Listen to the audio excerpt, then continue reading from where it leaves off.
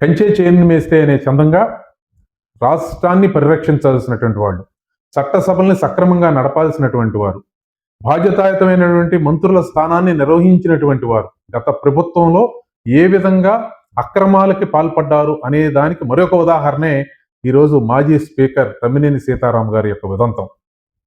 అంతేకాదు గత ప్రభుత్వంలో పనిచేసినటువంటి చాలా మంది మంత్రుల మీద కానీ ఇతర ప్రజాప్రతినిధుల మీద కానీ వచ్చేటువంటి ఆరోపణల యొక్క నిగ్గు తేల్చడానికి ఖచ్చితంగా ఒక జ్యుడిషియల్ కమిటీని ఏర్పాటు చేయాల్సినటువంటి అవసరం ఉంది.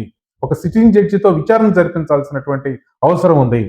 డాక్టర్ కోడెల శివప్రసాద్ గారు రాష్ట్ర హోంమంత్రిగా, వివిధ శాఖల మంత్రిగా పనిచేసి, స్పీకర్గా పనిచేసి, పేరెన్నిక డాక్టర్గా ఉన్నటువంటి నాకు అత్యంత సన్నిహితులు, నాకు ఆప్తులైనటువంటి డాక్టర్ కోడెల శివప్రసాద్ గారు ఫర్నిచర్ దొంగతనం చేశారని చెప్పని నేరాన్ని మోపి, అవమానించి, వేధించి ఆయన మరణానికి కారణభూతులైనటువంటి సంఘటనని ఈ సందర్భంగా గుర్తుకు తెచ్చుకోవాల్సిన అవసరం ఉంది. పాత ఫర్నిచర్నే దొంగతనం చేశారని చెప్పి నెపాన్ని మోపి ఒక ఆత్మ గౌరవం ఉన్నటువంటి వ్యక్తి, ఆత్మాభిమానం ఉన్నటువంటి వ్యక్తి ఎంత వ్యధకు గురి అవుతారో, ఏ విధంగా వారి యొక్క ముగింపు ఉంటుందో తెలిసి మరి ఒకసారి కోడెల శివప్రసాద్ గారి ఉదంతం. ఈ విధంగా ఎన్ని మాటలన్నా, ఏ విధమైనటువంటి పదాలన్నా, ఏ విధంగా బూతులతో సభలు నడిపించి బూతులు మాట్లాడేటువంటి పరిస్థితుల్లో ఉన్నటువంటి వీరందరూ ఆ 5 సంవత్సరాలు చేసినటువంటి అక్రమాలు ఈ విధంగా ఉన్నాయి అని చెప్పి ఒక్కొక్కటి బయటకు వస్తా ఉంటే విస్తుపోయే పరిస్థితులు ఉన్నాయి.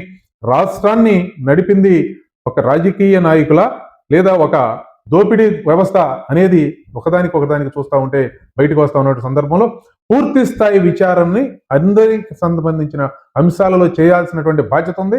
ఖచ్చితంగా ప్రజాప్రతినిధుల స్థానంలో ఉండి నేరానికి గనక పాల్పడితే, ప్రజాప్రతినిధుల స్థానంలో ఉండి ప్రైవేటు ఆస్తులను, ప్రభుత్వ ఆస్తులను కొట్టేసేటువంటి పరిస్థితికి ఎవరైనా పాల్పడితే కఠినమైనటువంటి చట్టాన్ని ప్రత్యేకంగా తీసుకురావాల్సినటువంటి అవసరం కూడా ఉందని ఈ సందర్భంగా తెలియజేస్తా ఉన్నాను.